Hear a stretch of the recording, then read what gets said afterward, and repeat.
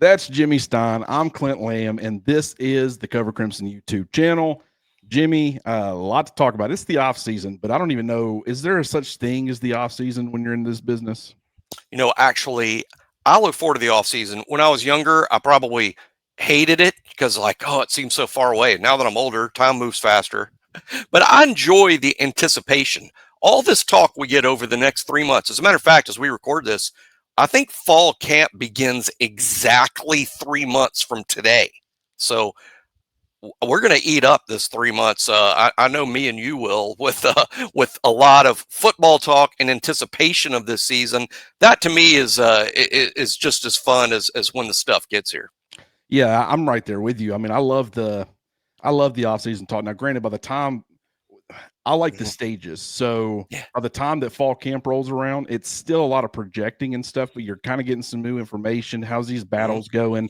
Maybe you get an open fan day practice that you're able to go watch. I don't know if that's in the works this year or if it's not, but and then so you get that stage of it, you get to talk about it, chew on a little bit, but once it starts getting close to the season, it's like, okay, I'm done talking about it. I want to see it. I want to react instead of project. Yeah, time for ball. But the anticipation's fun. All the talk's fun, the anticipation's fun, and then it's time for ball. Yeah, I mean, and you're getting a lot of the, SEC quarterback rankings, running back rankings as far as returning guys or any returning player. It doesn't have to be a guy who was in the SEC last year, but you're getting, top 10 quarterbacks in college football. So we're going to be talking about some of that stuff and just where Ty Simpson ranks, where, Jam Miller, maybe one of these other Alabama running backs ranks, where does the receivers check in? We'll be talking about that, but we also, I threw it out there on Twitter, asked if anybody had any questions for us, got multiple, so we're going to talk about or cover a few of those as well. So we'll start off with the quarterback rankings from Saturday Down South.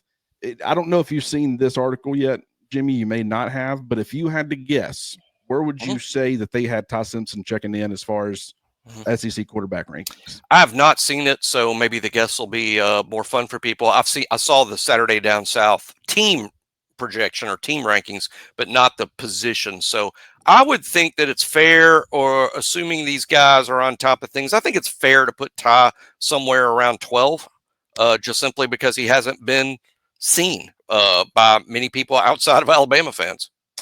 That's a really good guess, Jimmy, because that is exactly where he checks in at. And so actually I got the rankings. I can go ahead and pull them up. Excellent. So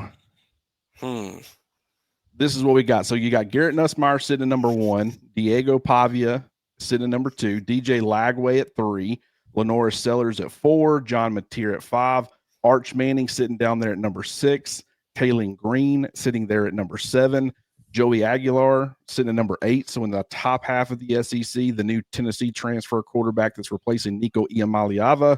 You got Austin Simmons sitting there at number 9 for Ole Miss. You got Marcel Reed at number 10 for Texas A&M. 11, you got Gunnar Stockton for Georgia. And 12, you got Ty Simpson from Alabama. Now, the reason I read all those names is I wanted everybody to kind of get an idea of who exactly is sitting ahead of Ty Simpson. Jimmy, when you see this list, what do you agree with or maybe don't agree with? Or is there, you might just say, hey, I mean, I kind of don't have many feelings on it. Well, I hate going all lawyer on it. But one thing about these lists is this based on what we've seen so far, or is this a prediction based on how the season's going to play out? Because to me, those are two different lists. And I know that's just kind of a lawyer answer, but to me, it's two different lists. What have we seen so far, and how should they be ranked? And then what we think will happen? Because based on what we've seen so far, I would have Arch maybe a couple spots lower, but my prediction would be Arch Manning a number 1, which is saying a lot, above Garrett Nussmeier, who I like quite a bit. But based on what we've seen so far, I think this list is very fair.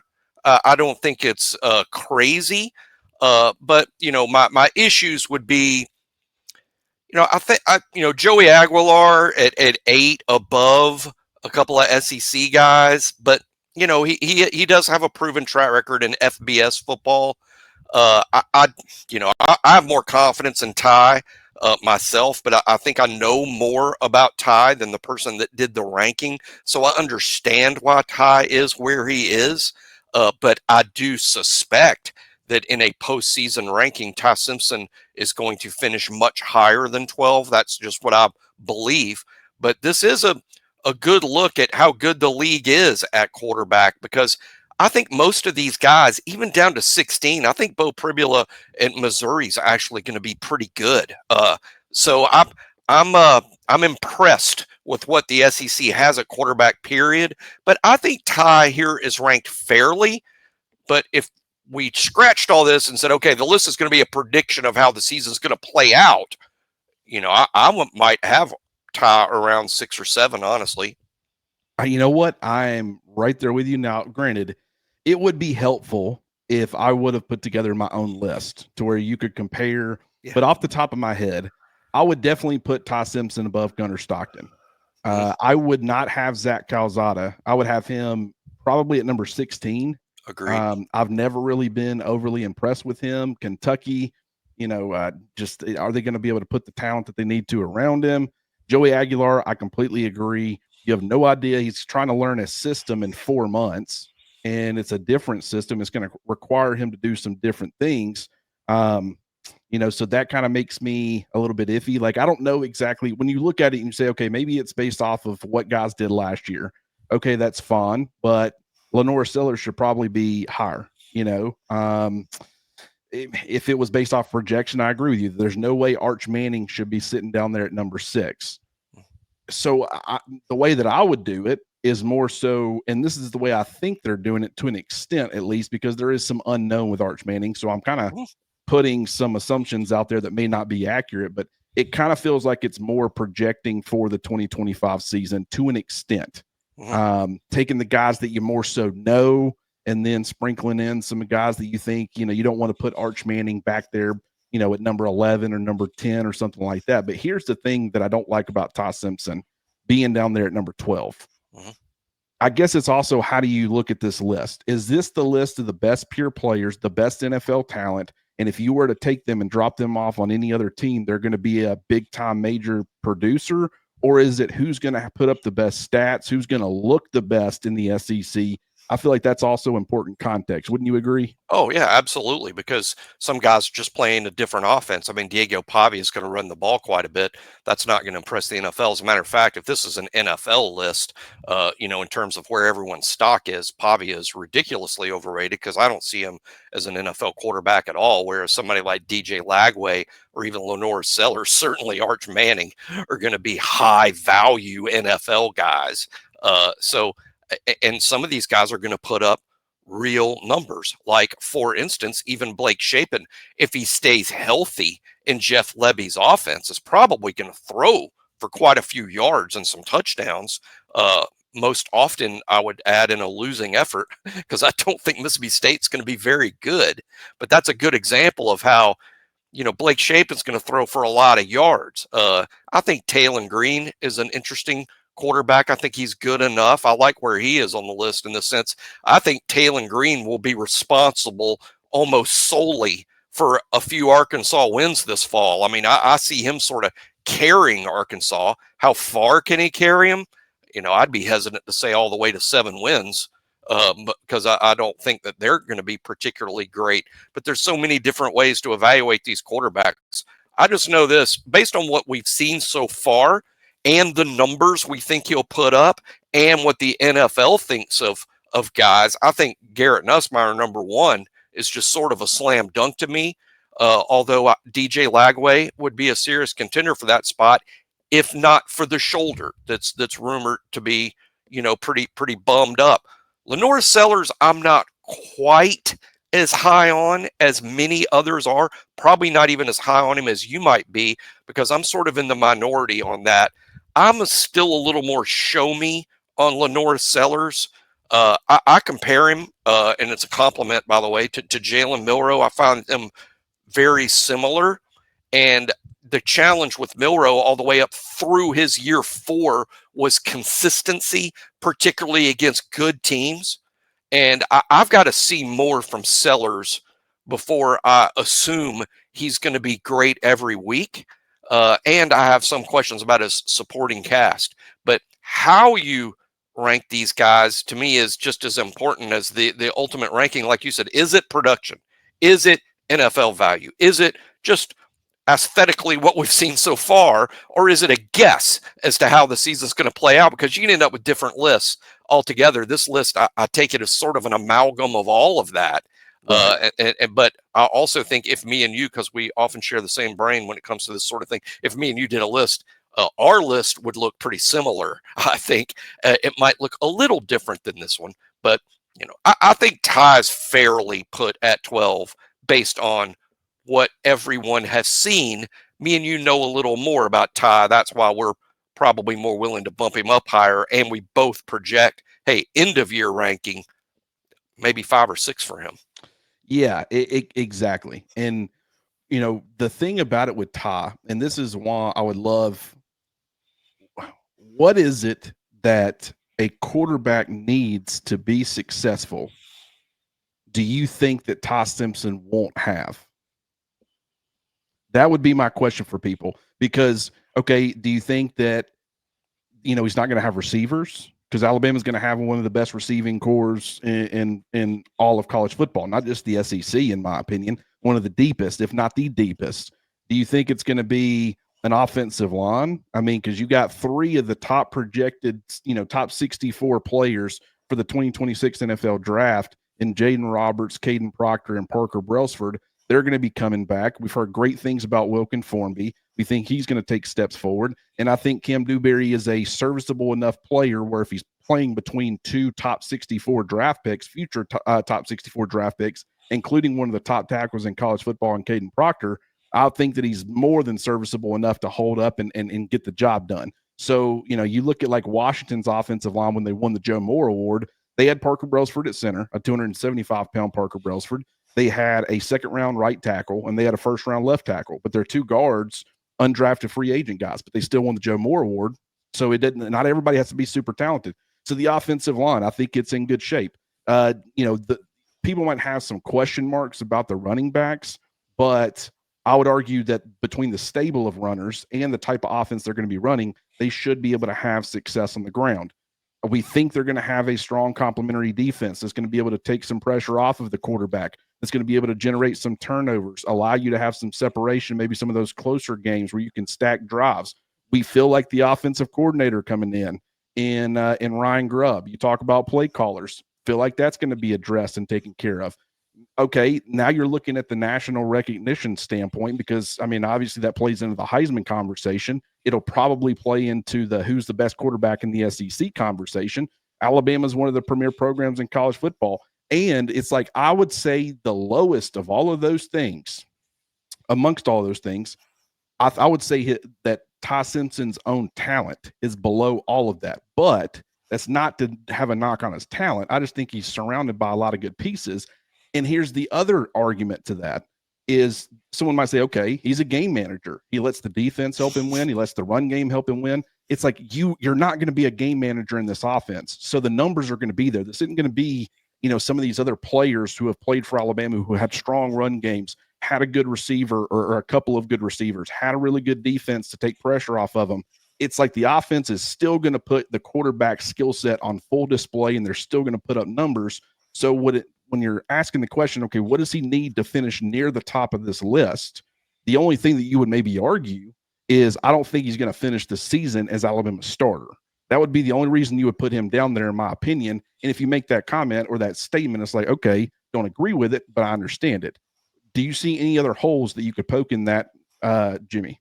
No. And as a matter of fact, it reminds me of what we need to remind ourselves all the time about Ty. And that's when people look at the Alabama quarterback situation and use these terms or phrase it in this way, they say, oh, it's about the phenomenal young, inexperienced talent in Keelan Russell versus the older, mature, veteran game manager, Ty Simpson. I think that's extremely inaccurate because it makes people need to remember that Ty was a 5-star too. Ty was a toolsy prospect. He wasn't hey, his dad's a coach. He's not going to throw any interceptions. He's always going to get you into the right play. that doesn't make you a 5-star. As a matter of fact, that usually makes you like a 2-star or a 3-star. That doesn't create recruiting hype. Ty was a 5-star because evaluators and colleges, all of whom offered Ty, love the arm, love the athleticism, love the arm talent. All of those things are still there. It's just two things have occurred that makes people diminish all that. Number one, the South Florida game, which I think a lot of people outside of Alabama misremember. Number two, Ty actually wasn't terrible in that South Florida game. And number three, that game is now completely irrelevant. It's 2 years ago. He was a redshirt freshman. He's 2 years older. He wasn't ready to play then, and he's ready to play now. So it's irrelevant. It's overstated. But I think it's a reason people sort of diminish Ty. Secondly, there are some that hold the opinion, well, if Ty was so good, he would have beat out Jalen Milroe. We could do 5 shows on that, and we've talked about that. Me and you on this show before. Me and you have talked about that. But I think the NFL draft was just, I mean, were any of the quarterbacks drafted just ahead of Jalen or just behind Jalen, almost losing their jobs to the backup? I mean, Jalen was the 4th highest drafted quarterback out of all the quarterbacks in the country. I don't personally diminish Ty, not even 1 inch, because Alabama didn't bench the last guy and go to Ty. To me, that means nothing. It's as irrelevant to me as his performance against South Florida 2 years ago. If that's your argument, then I guess you don't expect Arch Manning to be any good, because the guy who he couldn't, quote unquote, couldn't beat out was a 7th round draft pick. Exactly. That's a great point, and the point I'm making. So I think one of the reasons I'm more excited about Ty than many, and I know people are like, well, Jimmy's optimistic about everything, and it's kind of true, but I also back it up with some logic and reason here. And one of the reasons I am really optimistic about Ty is he does bring potential as a game manager, along with the tools that made him a 5-star in the first place. So maybe some 5-stars just aren't natural good game managers. I think Ty was sort of born into that a little bit, with a dad who was a college quarterback and a dad who's a head coach. And now he's in year 4 when he's taking over, not year 1, not year 2, but year 4. I think Ty's got some game management skills to go along with the tools that made him a 5-star prospect. And that's why I'm excited about Ty, and I don't diminish it. But at the same time, hey, it's fair based on what we've seen so far for people outside of Alabama to go, hey, you know what? I'm going to put him 12th for now. You know, kind of what's the difference between how Ty Simpson is being perceived now versus how Garrett Nussmeier was being perceived last offseason? Because now, granted, some people argue, well, he had Jaden Daniels in front of him. Well, Jaden Daniels was up and down the previous year as the starter. He had some really good moments, very inconsistent. And then the following season, I would argue Jaylen was on that trajectory too, up until the second half of the Georgia game. He was doing some very Jaden Daniels-esque. In fact, after that game, I talked about, is he becoming the next Jaden Daniels? From that point forward, which is almost the halfway point, well, I guess it was the 4th game, 5th week, but it is a healthy amount into your season. Then the play started to fall off from Jalen Milroe. If you would have seen the play start to fall off from Jaden Daniels in the same area, I still don't think Garrett Nussmeier would have eventually taken over for him as the starting quarterback. So It's like, you know, I think by that point they were kind of locked in to what they had for the most part. So it's like, you know, that's the thing I don't agree with when it comes to, we've seen what Garrett Nussmeier has become. That doesn't automatically mean that Ty's going to do the same thing. But there are some examples here that you can reference and say, hey, you know, that's a guy who a lot of people have kind of started to think was, you know, it was an afterthought, where, you know, it's like, why didn't he ever take the step forward that he needed to and become the guy?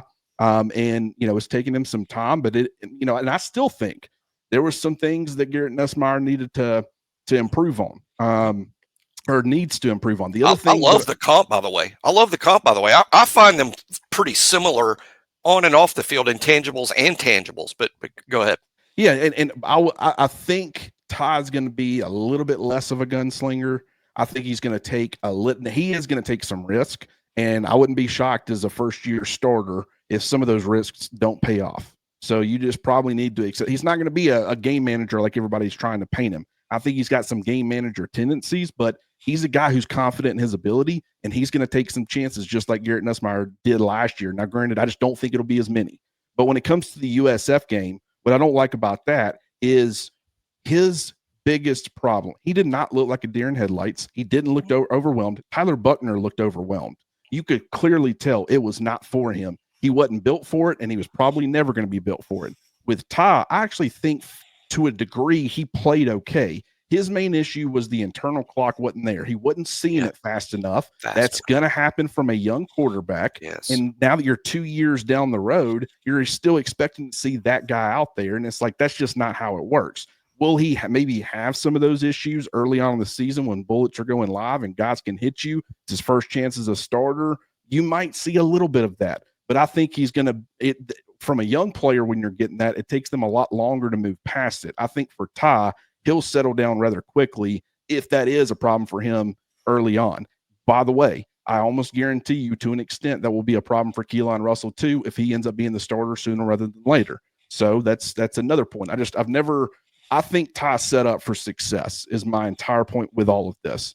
And I think that he's going to end up being one of the better quarterbacks in the SEC unless a guy like Keelan Russell just ends up being that guy. And that is possible. I mean, some people might try to compare it to the Graham Mertz, DJ Lagway situation last year. The difference is I don't think Alabama's really going to embrace like that 2 quarterback system like Florida did early on. And then the injury obviously is what cleared the way for DJ to take over. I don't know how that would have played out had that not happened. But anyways, just is there any final thoughts on the quarterback battle before we move on? Yeah, about how you set up for success. I love that. It reminds me of, I'm paraphrasing this. I think we know this happened, so I'm going to do a little fictional conversation. But when Jalen Hurts was leaving Alabama, he went and talked to Nick Saban, and Saban wanted to help him because, as you know, Saban loved Jalen Hurts and fully supported, okay, I know you got to go because you got to go start. What can I help you with? And Jalen says, well, I'm considering Oklahoma, and I'm considering Maryland because I'm really tight with locks, and Miami likes me too, and that's – that's the Miami Hurricanes. That's not bad, but really Maryland for locks and Oklahoma. And Saban reportedly said, you need to go to Oklahoma, even though he doesn't know Lincoln Riley. He doesn't know them. He knows locks and he knows Mario and the situation or whatever's going on at Miami at the time. But he said, you need to go to Oklahoma. Why? They have players around you that will help you. You're playing in an offense that will help you. They have dudes. You have a supporting cast. And whenever I see these national lists, not just the top quarterbacks in the SEC, but the national lists, where, of course, they understandably list all the returning guys from last year. Who's not on the list? The quarterback from Alabama, the quarterback from Ohio State, the quarterback from Oregon, the quarterback from Texas, isn't at the very top of the list because the experienced guys are. But we all know in the postseason, like you're saying, all of the quarterbacks in those power programs like Yhonzae, like Dante Moore, like Arch Manning, like Ty Simpson, they are going to be on these postseason lists. Why? Because of the help they have around them. They are set up for success, just like you said. That's exactly right. It's like before, like Saban was making that argument, hey, you're leaving here, go find a system that is going to be beneficial for you, both from an NFL standpoint and from a production standpoint. It's going to allow you to be successful. It's a good offensive mind that can build around you. Alabama is kind of one of those destination places now, especially with Grubb rejoining Kalen DeBoer. So we'll very quickly touch on the running backs, and really I won't go down the entire list unless, you just want me to. I don't have a nice little, I wouldn't even say it was a fancy graphic, but I had time to put the quarterbacks on a graphic. Didn't have time to put these guys, but Jam Miller nor any other Alabama running back were on this list of top 10 running backs in 10. The SEC. Does that surprise you at all? No. And hey, this is what I mean about Jam. Is people think I'm all optimistic and unicorns and rainbows all the time talking about Alabama. I'll just blatantly say at this point, Jam Miller does not look like a good SEC back or certainly not a great one. At this point, after 3 years of being at Alabama, watching him play, he looks, I'm going to use the word pedestrian. He's the numbers indicate after 3 years of performance, pedestrian back, doesn't belong on the same list as previous Saban backs. As a matter of fact, I tweeted probably a month ago by now, but the average career yard per carry, I went over every starting running back at Alabama under Saban. They all had a higher yard per carry average than Jam Miller, who was tied with B-Rob down at the bottom of the list. Now, I say all that to say this. We hadn't seen the best Jam Miller in two ways. Number one, we hadn't seen him as an experienced senior. I hadn't seen that guy. So we're going to see a better Jam Miller just by development. And secondly, now he's in an offense where he probably can really show off. I'm not sure the last 2 years with Jalen Milroe has been a great opportunity for Jam Miller to really show what he's got. I think moving to a more traditional run game with more traditional runs, the power, the emphasis that Ryan Grubb's going to put on power playing behind an offensive line, because Grubb's an offensive line coach himself. I think we will see a better Jam Miller than we've seen so far. But I readily admit I wouldn't have him on that top 10 list either, because the Jam Miller we've seen so far is pedestrian. I don't think that will be the Jam Miller we see this year. I think we see a solid, I'll go with that. I don't want to go too far with it. I think we see a really solid Jam Miller and more of a solid Alabama run game this fall. Will it be spectacular? Probably not. I think it might be a year away from that. But I do think it will be better in terms of production from the running back spot. And maybe Jam makes a postseason list in the 7 or 8 area. But I get leaving him out of the top 10 now. One of the big problems that NFL evaluators had with a guy like Trent Richardson, his vision wasn't there, but you couldn't tell on the college level because Alabama's offensive line is so good. You know what I'm saying? There wasn't a whole lot where a hole was not there, and he had to show off his vision, seeing what he could create and what he could find. I'm not saying by any means from a physical gift perspective that Jam Miller is Trent Richardson. That's not the point I'm getting at. But what I will say is that I don't think Jam or Justice really saw things great last year. I think that contributed. But they're also, they were forced to try to see it a lot because it wasn't there probably enough. Do you have something you want to say? No, you just I've never made this point before, but man, that just sent me down when you're in an RPO offense and you're the back. I mean, I never played running back. I don't think you did. Clint played more football than I did, but I don't think you played back. When most of the time it's an RPO situation, the running back can't be looking at the defense and at the ball at the same time. You don't know whether you're getting the ball. You might get the ball, you might not. So where does his eyes need to be? On Jalen Milroe, on his back. Because he may pitch you the ball. You can't be looking at the defense. You got to be looking for the ball. That's just one example of how it wasn't a traditional situation that they thought they were being recruited into. And that's why I think, exactly like you said, they didn't see it. Why did they not see it? Well, they got to look for the ball because they don't know whether they're getting it or not. They can't just be looking where the safety is. They got to look at the ball. Well, it's almost like, you've heard of coaches playing these mind games with their players where, hey, we went out and did a whole practice today and we didn't even use a ball. The entire thing was imaginary because you wanted guys going through the motions and in their minds catching everything, seeing. It's like I feel like in practice, if you weren't consistently creating, like I don't think Alabama's running backs at any point last year could ever really gain the confidence of vision and seeing it, because it's like they were always working behind the 8 ball. It felt like, and that was really the offensive line. It was the play calling felt off at times. It was the quarterback play inconsistency. It was stacking the box. Like I think this offense is going to be set up in a way where it takes pressure off of the running backs. They're going to be a really important part, but they're more so going to be a complementary piece. Good luck. And one of the things that like Josh Heupel and a lot of these offensive coordinators do is they like to play the numbers game in the box. And they let you pick your poison. Hey, if you want to present us with a certain way, we'll take advantage of it with this. If you want to go light with numbers in the box, we're going to be able to run. We got the hogs up front. We got the backs who are good enough to take advantage of it. We'll just run the football. And then if you decide that you want to bring some guys up into the box, good luck with that, because we've got a passing game that's going to be able to capitalize. We've got weapons all over the field. And so that's something that I think, this year compared to last year, you'll get more of that type of thing. But someone did ask, and I want to touch on it because it's kind of related. They had asked about the rushing success because I talked about so much of Alabama's rushing success last year came off of the tackle, outside the tackle, outside the tight end, between the tackle stuff really wasn't there. Went and grabbed those numbers again. Justice Haynes was at 66.6% of his rushing yards came outside the tackle, at least outside the tackle, and 66% of Jam Miller's did.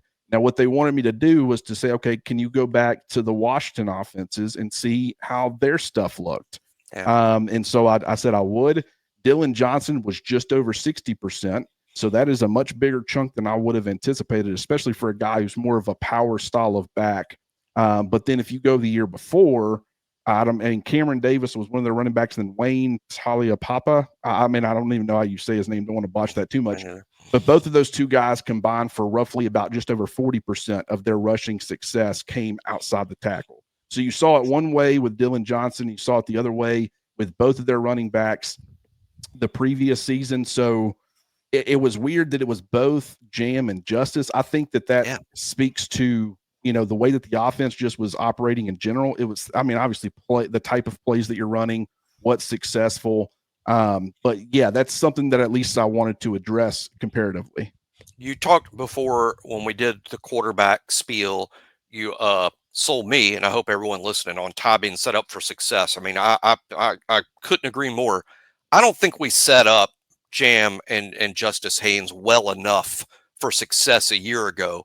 Now with Jam and Rich Young, primarily those two, I think they're more set up for success in this offense that we're going to see this fall, which I think will greatly differ. It also makes sense that if the most common play that you're getting from a running back touch is an RPO or a zone read option where Jalen Milroe has taken the snap and has rolled right and then does decide to pitch the ball, that it probably is an outside play, right? Most of the time. I don't think they were running a lot of inside power zone stuff. We just didn't do enough of it. I think we will see that this fall, and that might be something they're more comfortable with. I wonder if getting that number down from 66% down a little closer to the 60 to 55% number is actually going to help them, because it's more yards and more touches up inside, which in turn may open up the off tackle stuff. But I like that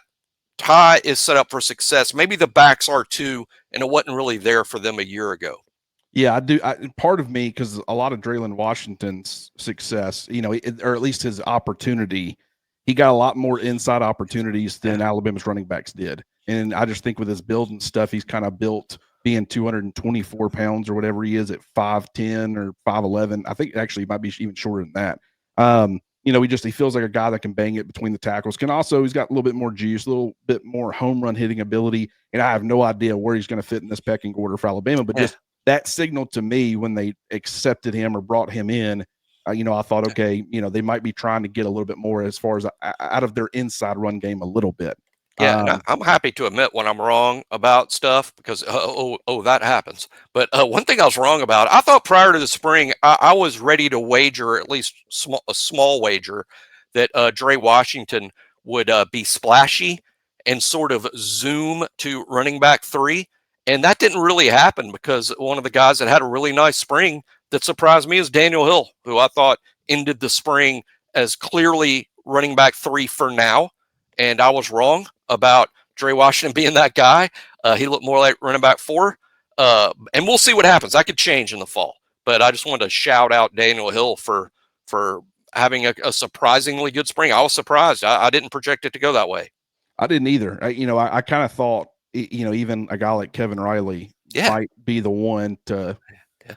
If you would ask me to pick between those two, I probably would have went Kevin Riley. I would have too, because we're, what do they say? Chicks dig the long ball when it comes to baseball. Kevin Riley's the home run hitter. So you thought Kevin Riley's home run hitting would outweigh Daniel Hill's ramming it, a few yards. But really, that understates that Daniel Hill actually can be a big play guy at that size. And he did look, I'll use sleeker. To me physically, he looked like there was a little more burst and a little more sleekness to him than I anticipated seeing.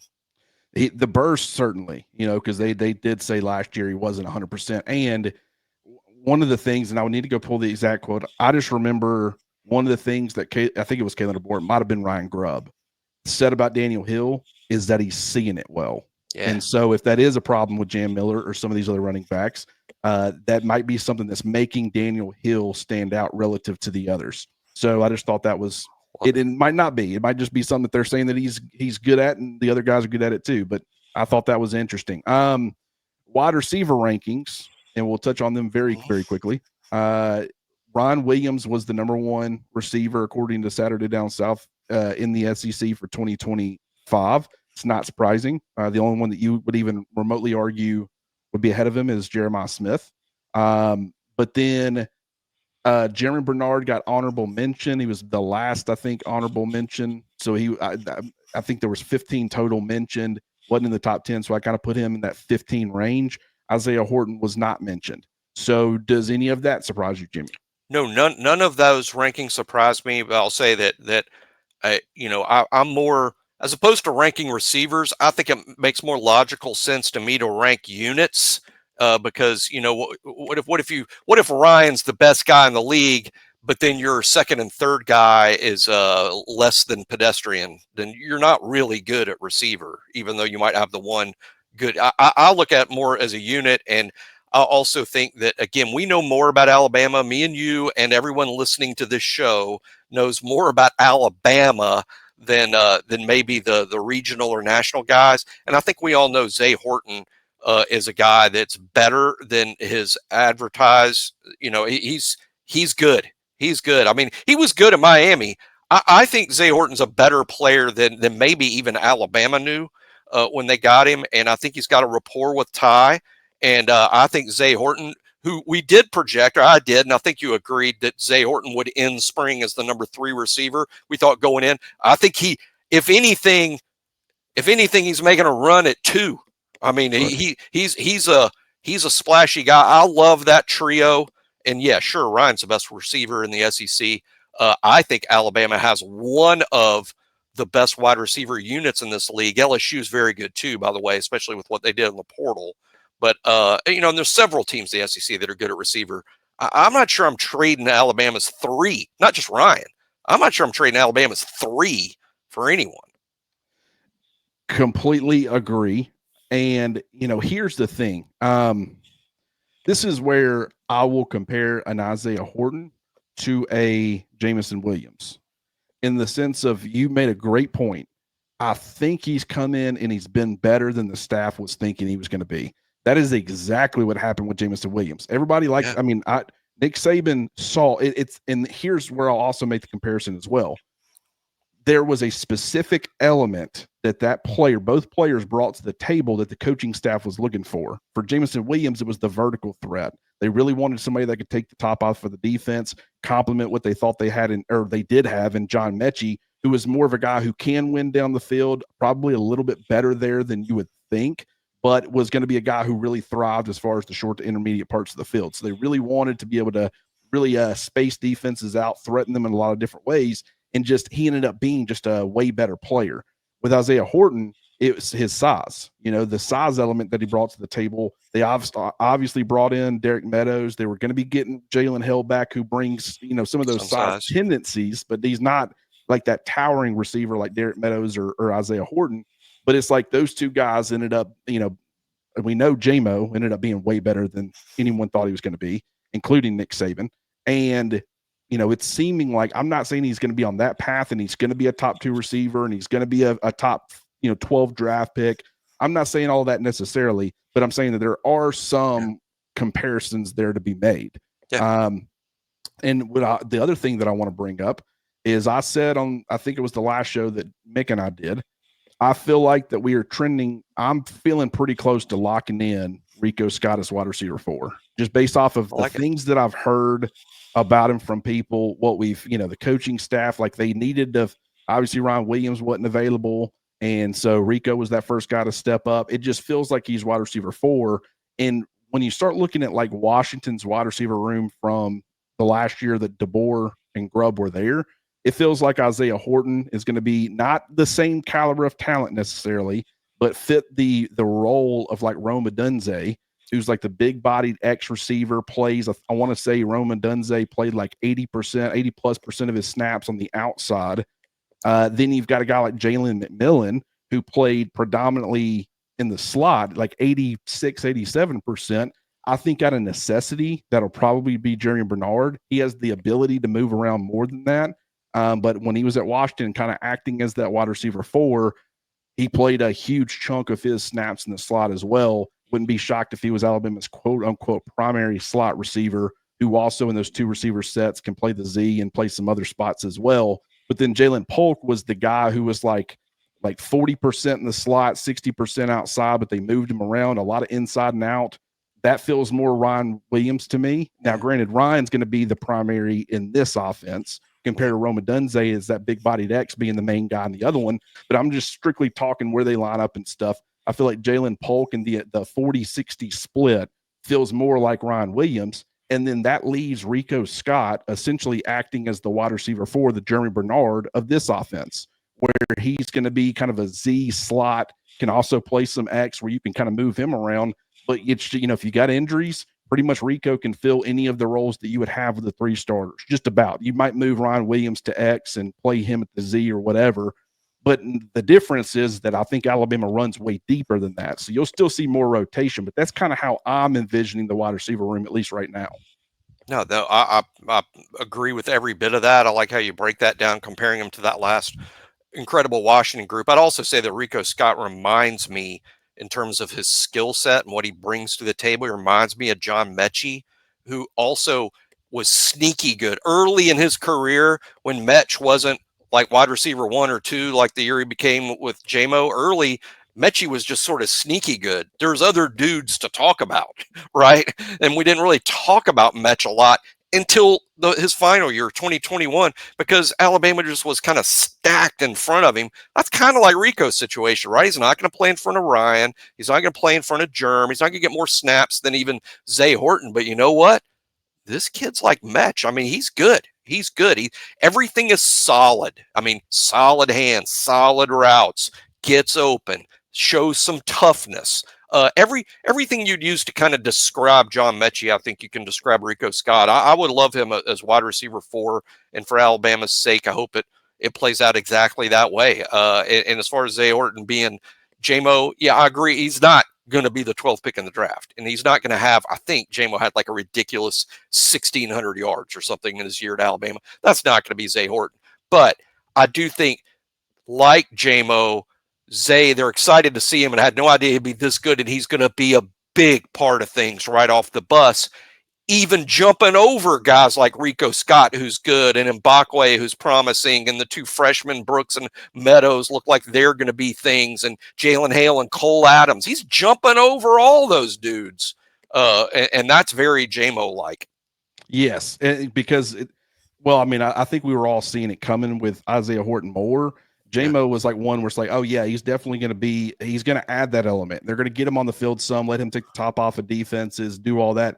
No one really was saying, hey, this dude's going to be a starter. And they certainly weren't saying he was going to be the Biletnikoff Award winner. And one final point about Zay too. If you're the Alabama fans, listen to this show going, I just can't make myself believe in Ty Simpson yet.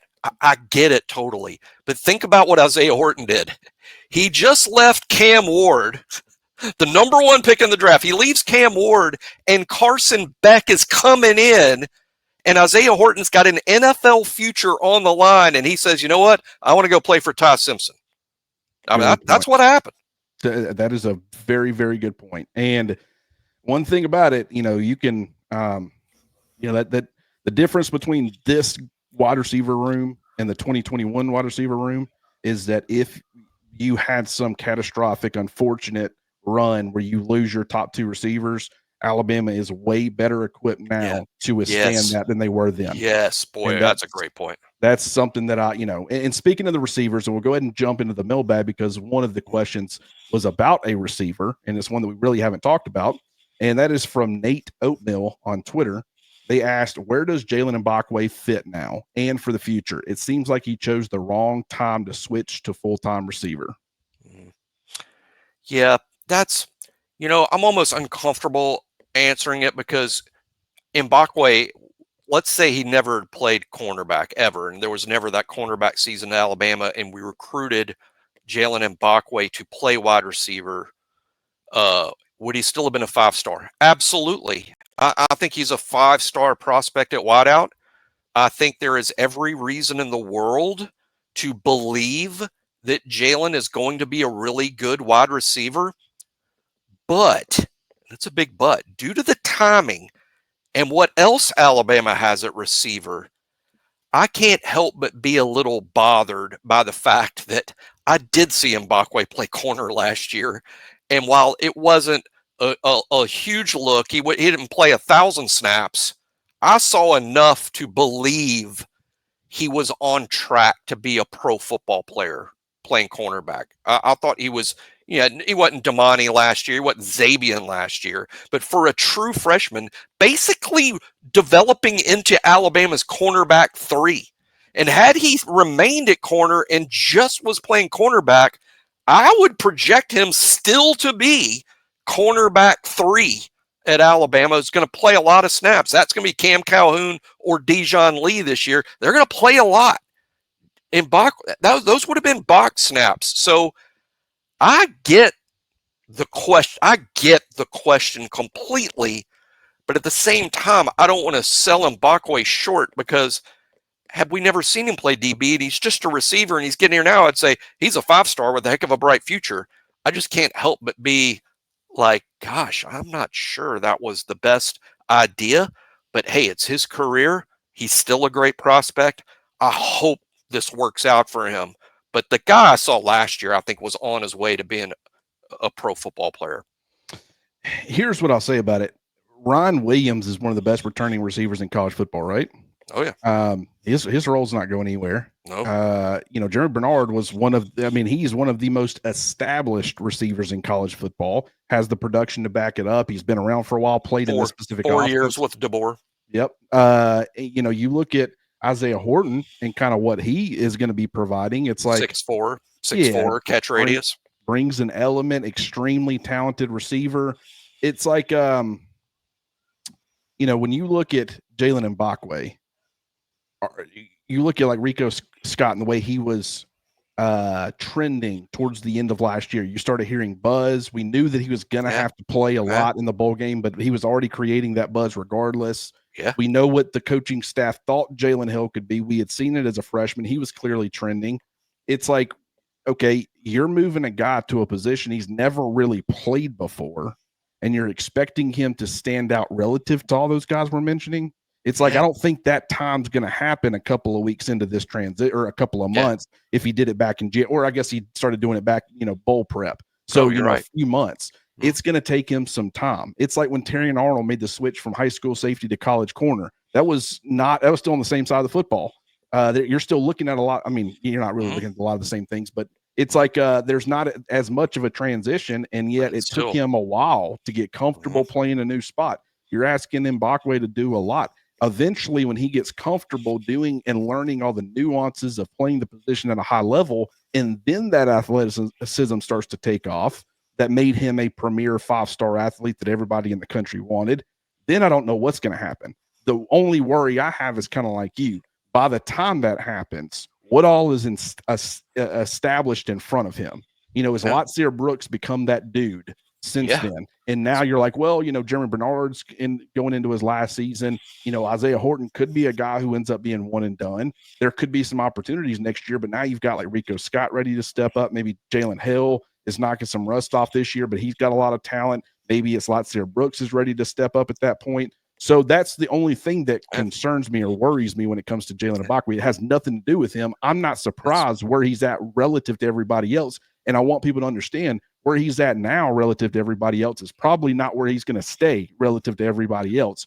But that is something that is like the timing of it all could end up being very unfortunate for him. Yeah, I want to answer the same question. I hope that listener comes back and asks the same question 1 year from now, like after spring practice in 2026. Right. I think we'll really know where Bach stands then. I think it's a little early now, but I do agree with anxiety. Did Mbakwe do the right thing here? Alabama did the right thing because the kid wanted to play receiver. This wasn't Alabama. This wasn't Alabama going, hey, things aren't working out here at corner. You ought to try the other side of the ball. No, the kid wants to try the other side of the ball. And he's so good and so talented in the day of the transfer portal. Of course you say yes. Heck, you make him stay. You give him what he needs to, so he will stay and try with receiver because the kid wants to. So that's great. This is what he wants to do. But hey, things looked on track to me a year ago, and so I just hope it works out for him. He's clearly a great kid, and he's a gump. So I love him by law. I hope that he's able to be one of the primary return guys, and I hope he's able to have a lot of success doing that. And then I hope that they can maybe figure out some ways to use his athleticism as a weapon. It's kind of like Jalen Milroe going to the Seattle Seahawks while he's growing and developing as a quarterback. Figure out a way to get this cat on the field and still utilize what is a very rare skill set in certain situations or certain packages. Let him be a little Taysom Hill-esque. The thing, Taysom Hill was always gonna, stay what he was, which is as a Swiss Army knife weapon. I don't think that will be Jalen Milroe, but as he's developing as a quarterback, you let him do some of that. Well, while Jaylen Mbakwe is developing as a receiver, do some things, manufacture some easy touches for him, maybe some jets, whatever. Let him be a part of the return game, and maybe he'll be encouraged enough by his progression or his development that he will be able to stick around and stick it out. Because if he does that, then I still think he could be a really good player, not only as a receiver, but like for Alabama down the road. So that would be, something else to add. Do you have anything else to add to this, Jimmy, before we switch? On that point, last year, Kendrick Law, it appeared we didn't do a good enough job, whether it was the coaches or more likely K-Law, and to some extent Milroe, didn't do a good enough job of getting the ball to Kendrick Law in space down the field where they felt he could be a weapon. So what do? They's like, well, why don't we run some end arounds? And we just hand him the ball. And I think that might be what we see with Mbakwe. Not that he can't run routes and catch the ball, but like Clint said, he's so athletic. He's so good. He's so good in space. Finding a way to utilize him as a weapon. They did a year ago with K-Law with all those end arounds. Maybe Mbakwe will be that guy this year.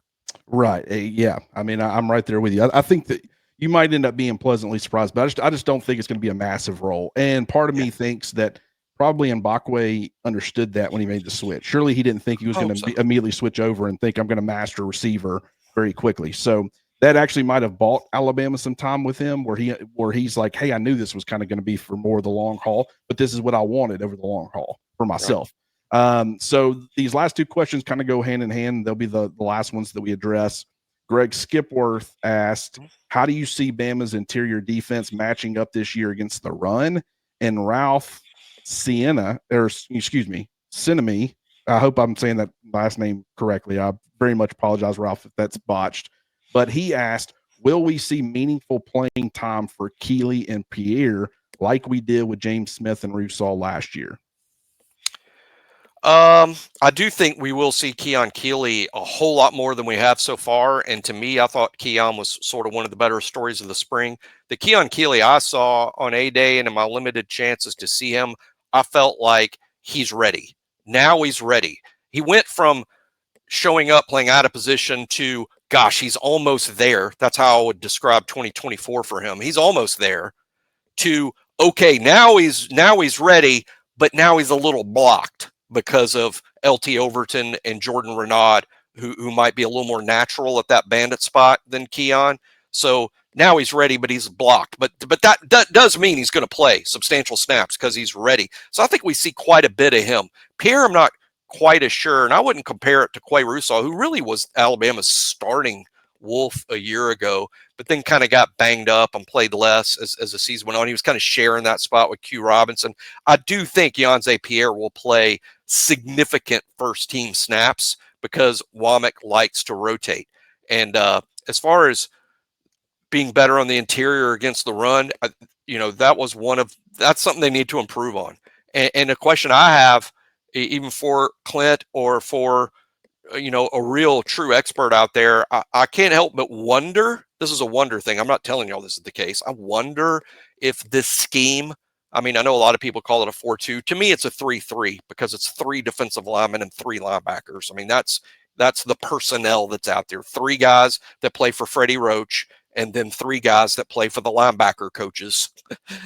And I wonder if in a 3-3 where you have a nickel out there constantly, I wonder if just by rule you're just sort of giving up some of these rush yards on scheme design, and you're kind of saying, hey, we're going to give up the run a little bit here because of the way we're lining up, but overall this is really going to help us be as good as we can be on D. It's just sort of like, I don't want to use the word flaw because it makes it sound like the defense is flawed. I don't think it's that way at all. I just think it's impossible to be dominant on every single facet out there. You got to give up something.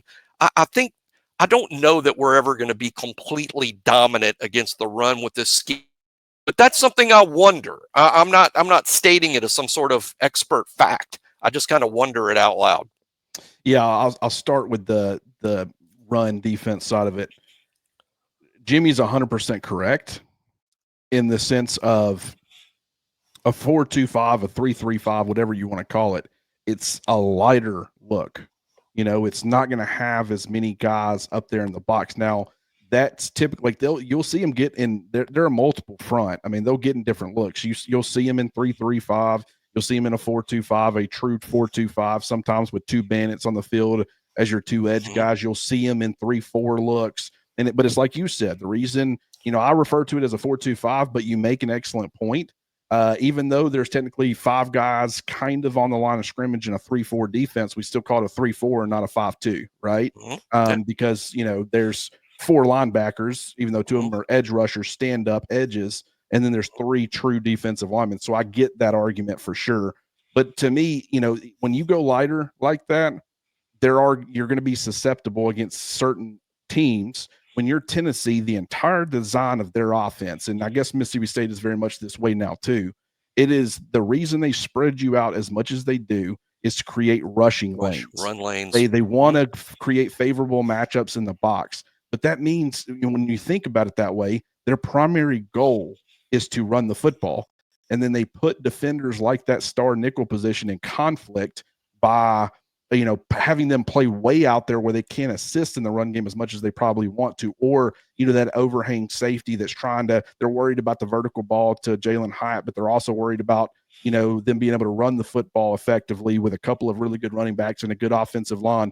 Like, you know, so Alabama, when you're playing that style, it's like your run game, when you have to go light, you've got to be able to hold up. And one of the things that I thought was interesting last year is pretty much across the board. Like, look at Alabama's 2 off-ball linebackers in Jahad Campbell and Deontay Lawson. Jahad Campbell shows up, and he had been, you know, 230-ish. You know, he's 244 pounds. Deontay Lawson had been a kind of a career 225 type of guy. He shows up, and he's 239 pounds. And what I remember thinking at that time is they're getting them all a lot bigger where they can play fewer numbers in the box, but still hold up better against the run. That was kind of, in my mind, that's immediately what I thought. I think that didn't work out quite how they wanted it to. Now it can work. And I think a big problem was run fits on the second level was a problem. I think it was a much bigger problem as far as the interior run, maybe some off tackle stuff as well, but more so on the interior. That was a much bigger problem to me than the defensive line. But just everybody wants to blame the defensive line when a team's able to run the football pretty much at will. I think that played a part. I think a guy like Nakai Hill-Green, and what I'm starting to think is if Deontay Lawson is healthy and he's able to assume a full 3-down role, I'm starting to think you platoon the other 2 guys, and Justin Jefferson and Nakai Hill-Green, because Nakai Hill-Green, he is really good as far as the run stopping ability, getting downhill, run fits, great understanding of all that stuff, but there's some limitations in coverage. Justin Jefferson, you know, if you're going to be lighter in the box, you probably don't want lighter linebackers, right? So if you can avoid that, you know, at least from a 3-down perspective, it would probably be better to use him more situationally. So I'm starting to think that could be a possibility. Also, guys getting more comfortable playing in Kane Wommack's defense, understanding gap responsibility, what, their roles within that when you're playing that wolf as a shallow off-ball linebacker, the run fits and stuff, it's a little bit different. So I think them getting more comfortable, I think, you addressing your run fit need at off-ball linebacker, I actually think they're going to be a little bit better. As far as Keeley and Pierre, very quickly, Keeley is definitely a guy that's trending in the right direction. I think with the way that Kelby Collins is being used more on the inside, I think that creates an opportunity as far as that bandit 3. Like last year, that was Jordan Renaud. I think he had like somewhere between 110 and 120 snaps last year, so he averaged just under 10 per game. I think that's probably going to be Keeley this year. We all saw him, and physically he has looked amazing since the day he stepped on campus, whether it be as a 3-4 outside linebacker or whether it be as, as a bandit when he was 6'5", 277 pounds. Physically, he always looked the part. But I think from a functional strength perspective and being able to hold up, I think there was work that needed to be done. I think he's a lot closer now. I'm really encouraged about how he's kind of trending, exiting the spring. And then with Pierre, big question that I don't have is Jamarian Latham. Like, what is his? I have no idea what his role looks like, man. Yeah, I mean, I agree. I mean, I think this is an overstatement, but the way I look at it, or the way because he's gonna play. There's no way Jamarian Latham came back for his year 8 or whatever it is, and he's not gonna. It's year 6 actually, and he's not going to play a significant role. Of course he is. But he's a full-time Wolf now, full-time in that Quay Rousseau, that position room that's headed by Christian Robinson. Maybe what we'll see is Quay Rousseau resumes his role as the starter and plays the most snaps. And then situationally, we see Jamarian Latham against the run and Yhonzae Pierre against the pass. That's an oversimplification. It's sort of what I expect to see. Something that looks kind of like that. I hate that we're leaving out, though, guys like Noah Carter and Justin Hill, who look very splashy to me. They look like splashy guys that could really help us coming off the edge. That's a crowded room for us. But I will say those are splashy pass rushers. We might underestimate what Jamarian Latham might mean to the program as a leader, but also as a run stuffing specialist at a position where you kind of recruit pass rushers that lack as run stoppers, but Jamarian doesn't lack there. So that's something he can bring to the table. So I think we'll see him. Well, I mean, and people were asking about the run. A guy like Jamarian Latham could end up being a much bigger part of that. And, I'll be very fascinated to see how that all looks, because I could see it working out in a number of different ways. What I do feel very confident in is that Quay Rousseau is going to be the starting Wolf, and he's going to be probably the most balanced, and he's going to look better than he did last year. But Pierre, he's too talented of a pass rusher. I think he's making strides as far as the run defense. So, I wouldn't be shocked if he ends up playing a role as well. Jimmy, do you have anything else that you want to add before we hop out of here? No, just excited to have conversations like this. I know it's 90 days until fall camp, 90-91. And in my mind, that's like, gosh, we're going to have to rush to get all the talk in these 91 days. And then Alabama will be on the practice field again. Yeah, I can't wait. It's going to be a fun offseason. There's a lot to talk about. I think there's a lot of encouraging signs if you're an Alabama fan. Like, you're not worried about the spiral. And now, granted, I'm sure there's some, especially the pessimists out there who are still worried about that. And, anybody that's being safely guarded, they're optimistic, but they're also, they kind of want to see it. And I totally get that too. But I just think there's a lot to be encouraged about if you're an Alabama fan with where Kalen DeBoer and the rest of this coaching staff have the direction of this program heading. Jimmy, as always, I appreciate you, and we will definitely have to do this again soon, brother. Looking forward to it.